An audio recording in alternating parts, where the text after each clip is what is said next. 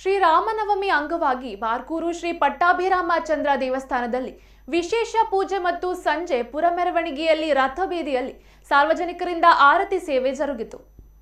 ಶ್ರೀರಾಮ ಮಂದಿರ ಕುಂಜಾಲು ಇಲ್ಲಿ ರಾಮನವಮಿ ಅಂಗವಾಗಿ ರಾಮದೇವರಿಗೆ ವಿಶೇಷ ಅಲಂಕಾರ ಪೂಜೆ ನಡೆಯಿತು.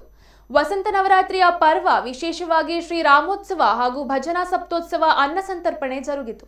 ಈ ಸಂದರ್ಭ ಶ್ರೀರಾಮ ಮಾತ್ರ ಭಜನಾ ಮಂಡಳಿ, ಆಡಳಿತ ಮಂಡಳಿಯವರು ಹಾಗೂ ಊರ ಗ್ರಾಮಸ್ಥರು ಭಾಗವಹಿಸಿದ್ದರು.